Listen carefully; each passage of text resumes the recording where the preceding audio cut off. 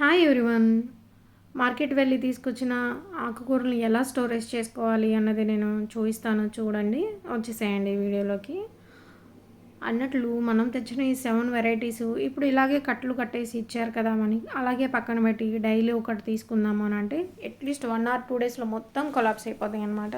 ఒకదానికి ఒకటి మొత్తం అలా గాలాడాలన్నమాట. ఎక్కువ ఆకుకూరలకి ఉంటే బయట అలా ఉండాలి, లేదా మనం ఫ్రిడ్జ్లో స్టోరేజ్ చేసుకోవాలంటే వేటికి అవి నీట్గా కట్ చేసుకొని పాడైపోయిన ఆకులు ఏమన్నా ఉన్నాయా మొత్తం తీసి పక్కన పెట్టేసుకొని వేటికి అవి కవర్కి ఆ కవర్ సపరేట్గా స్టోరేజ్ చేసుకోవడం వల్ల ఫ్రిడ్జ్లో కూడా మనకి స్పేస్ ఎక్కువ పట్టదనమాట. అలాగే నేను ఇక్కడ ప్లాస్టిక్ కంటైనర్స్ ఉంటాయి కదా, అవి మన దగ్గర ఏముంటే అవి మన దగ్గర చూసుకొని కింద ఒక టిష్యూ పైన ఒక టిష్యూ పెట్టుకొని మనం డైలీ యూజ్ చేసే వాటికి అలా పెడితే అట్లీస్ట్ మనకు 1 వీక్ టు 10 డేస్ దాకా ఫ్రెష్గా ఉంటాయి అన్నమాట.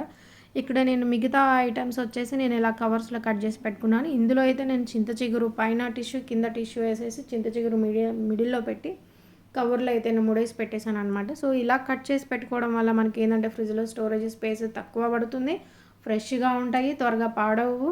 అన్నీ తీసుకొచ్చుకున్నప్పుడు ఎక్కువ క్వాంటిటీలో మీకు ఉన్నాయి అనిపించినప్పుడు ఇలా స్టోరేజ్ చేసుకోండి. చాలా అంటే చాలా ఎక్కువ టైము తీసుకుంటాయి, ఎక్కువ పాడవకుండా కూడా ఉంటాయి అనమాట. సో చూసారు ఎంత వేస్టేజ్ వచ్చిందో. Thanks for